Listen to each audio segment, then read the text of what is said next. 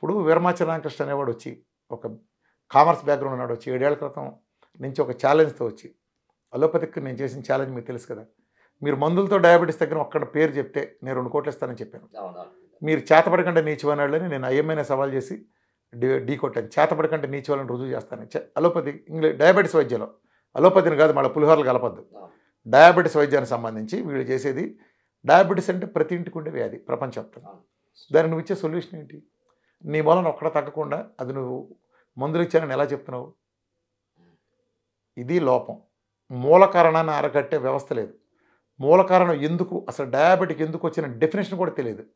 Diabetes వచ్చిందని చెప్పడానికి allopathy కాదు, ఫర్ దట్ మ్యాటర్ మిగిలిన ఇచ్చే డెఫినేషన్ కూడా కింద పడి దొర్లి కింద కుళ్ళి నవ్వే పడి జోక్. అది ప్యాంక్రాస్లో ఇన్సులిన్ ప్రొడక్షన్ తగ్గిపోతే టైప్ 2 వస్తుందని 100కి 90 మంది డయాబెటాలజిస్టులు నమ్ముతారు, నిజంగా నమ్ముతారు. కానీ నిజం చెప్పాలంటే ప్యాంక్రాస్లో ప్రొడక్షన్ చాలా ఎక్కువే కండిషను డయాబెటీస్ టైప్ 2. ఆ మధ్య నాకు ఒక కాల్ బెంగళూరు నుంచి ఒక డాక్టర్ గారు మిత్రుడు ఫోన్ చేశారు. సార్ వేరే ఒక టాప్ యూనివర్సిటీ ప్రొఫెసర్స్ మీతో మాట్లాడు, వేరే రాష్ట్రం ఆ ప్రొఫెసర్స్ మీతో మాట్లాడన్నారండి, head of the endocrinology department, head of the cardiology department అన్నారు. సరే నేను మాట్లాడాను.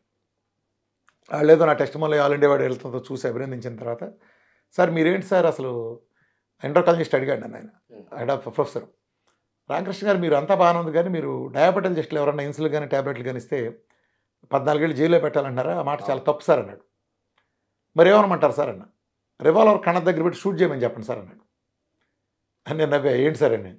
అంటే 14 ఏళ్ల తర్వాత బయటకు వచ్చి మళ్ళీ వాడు ఇన్సులిన్ చేయొచ్చా?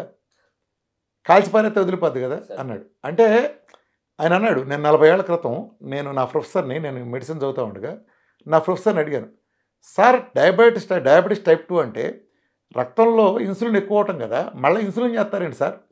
ఇల్లు అంటుకుందంటే పెట్రోల్ బయట లాంటిది కదా. నేను ఆ రోజు అడిగాను. ఆ రోజు నా ప్రొఫెసర్ నోరుమై ఏదో తెలియదు అట్లా చూసి మాకు అన్నాడు. ఈ రోజు కూడా స్టిల్ నేను ప్రొఫెసర్ అయిన కూడా ఒక్కడ మార్చలేకపోయాను. నేను ఇప్పటికీ అదే మారుస్తాను. మరి మీరు మందులు పారేయించి, నేను మొదటి రోజు మందులు మురుగుంట్లో పారేయమంట, తేడా వస్తే నన్ను ఉంచేవాళ్ళు, చంపేతలు పారేసేవాళ్ళు. మామూలుగా చిన్న ప్రోటోకాల్లో సర్జరీ తేడా వస్తేనే హాస్పిటల్ అద్దాలు పగలగొట్టి నానా హంగామా చేస్తారు. నా మూలంగా తేడా జరిగితే ఒక క్వాలిఫైడ్ లేరు అంటే వాళ్ళ భాషలో క్వాలిఫికేషన్ అనేది కూడా వేరే లాజిక్ ఉంది, వేరే విషయం. నేను క్వాలిఫైడే, నువ్వు కూడా క్వాలిఫైడే. ఒక జబ్బు తగ్గించడానికి ఏ విధానం పర్లా, వీళ్ళే నీకు మొగుడనేమి రాసి పెట్టలేదు అక్కడేమి. నీకు కావాల్సింది ఒక జబ్బు తగ్గటం. ఫర్ ఎగ్జాంపుల్ నీకు ఒక జబ్బు వచ్చింది, నీకు ఆ జబ్బు తగ్గడం కావాలా, పలానావాడు తగ్గించడం కావాలా నీకు కదా? పలానావాడే కాదు కదా, నీకు జబ్బు తగ్గడం కావాలి.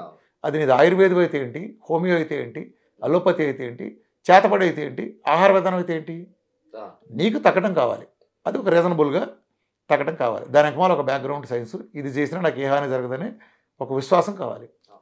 మరి వాళ్ళు ఇవ్వలేకపోయారుగా. ఇవాళ డయాలసిస్ సెంటర్కి వెళ్ళు, పోయిన ప్రతి కిడ్నీకి చూసుకోవాడిని ఒకే క్వశ్చన్ అడుగు. ఏదైనా డయాలసిస్ సెంటర్కి నువ్వు వెళ్ళు, 2000 మందో ఎట్ టైం లేదా 1000 మందో 500 మందో ఎట్ టైం డయాలసిస్ చేయించుకుంటారు. సింపుల్గా అడుగు, నీకుండేది షుగరా బీపీని అని అడుగు. ప్రతి ఒక్కడు 2000 మంది అదే చెక్ చేస్తారు, షుగర్ కానీ బీపీ కానీ లేదా 2 కలిపి కానీ. ఈ మూడు ఆప్షన్ ఉండేవాళ్ళు 1% కూడా ఉంటారు. అంటే ఏంటి, వీళ్ళందరినీ అడుగు, డే 1 నుంచి మందులు వాడుతున్నాళ్ళగా.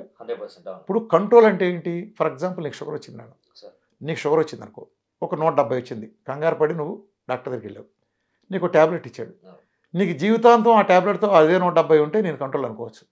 కానీ 170 ఇచ్చినట్టు ఒక సంవత్సరం లేదు, మళ్ళీ 170 వస్తుంది, ఒక ట్యాబ్లెట్ వేసుకున్నా, అప్పుడు 2వ ట్యాబ్లెట్ ఇస్తున్నావు. ఆ తర్వాత మళ్ళీ కొన్నాళ్ళు 3, 4, 6 ఏదో ఇంకా డోసు పెరగటం, 10 కాస్త 30 అవ్వటం, ఆ తర్వాత ఇన్సులిన్ రావటం, ఇన్సులిన్ 10 యూనిట్ల నుంచి 150 యూనిట్లు వెళ్ళటం, కానీ షుగర్ 350 ఉంటుంది. అంటే ఏంటి, నీ మందులు ఏం పీకుతున్నాయి, ఏం పీకావు? 2 రోజులు 4 ఉంది, ఏ ఊరు వెళ్ళినా 4. మీ ఊరు వెళ్తే ఇంకోటి మారదు, అంతరిక్షం ఇంకోటి మారదు. ఎందుకు 2 రోజులు 4? 2 రోజులు 4 అంటే 2 ఎక్కాల పుస్తకంలో ప్రింట్ చేశారు కాబట్టి మనం బట్టి చదివాం కాబట్టి 2 రోజులు 2 కాదు. 2 పుల్లల్ని 2 సార్లు పక్కన పెట్టి కూడితే వచ్చేది 4 వస్తుంది కాబట్టి కూడితే వచ్చేది. అందుకని 2 × 2 = 4. ఇది దాని వెనకమాల సైన్స్గా మాట్లాడితే. అలానే డయాబెటీస్ వెనకమాల సైన్స్. అసలు డయాబెటీస్ ఎందుకు వచ్చింది అవగాహన నీకు సరిగ్గా లేదు. For that matter A disease గురించే నీకు అవగాహన లేదు. డయాబెటీస్ కానీ, ఒబెసిటీ కానీ, థైరాయిడ్ కానీ లేదా ఇతరత్ర వీటన్నిటి కారణం రూట్ కాజ్ ఏంటంటే ఇన్సులిన్ రెసిస్టెన్స్. నువ్వు ఇన్సులిన్ రెసిస్టెన్స్ ట్రీట్ చేయట్లేదుగా. పెంచుతున్నాం ఇంకా. ఇన్సులిన్ రెసిస్టెన్స్ ట్రీట్ చేయట్లేదు, నువ్వు సిమ్టమ్ని ట్రీట్ చేస్తున్నావు. ఓకే. నీకు పక్కన మురుగుంట్లోంచి నీ బెడ్రూమ్లోకి వాసన వస్తే నువ్వు వాసన మీద సెంటు కొడితే ఉపయోగం ఉంది? మురుగుంట తీసేయాలి. మురుగుంటను తీస్తేనే కదా వాసన ఆగేది. యాహ్! అవును. ఇది మందు ఇవ్వటం అంటే. నువ్వు ఇందాక అడిగిన మందుకి అంత అవును. సుదీర్ఘ ఉపాధి కాదు దేనికంటే, మందు ఇవ్వటం అనే ఆలోచన తప్పు. ప్రపంచం అందుకే ఫెయిల్ అయింది. మందు ఇవ్వటం వలన ఉపయోగం ఏంటి? సిమ్టమ్ అనుకుంటున్నాము. సిమ్టమ్ని అరికట్టడానికి వాడేది మందు. రూట్ కాజ్ని సరిచేసేది ఆహార విధానం. నీకు ఏదైతే ఆహార విధానం కారణంగానే ఇమ్యూనిటీలు పోతాయి.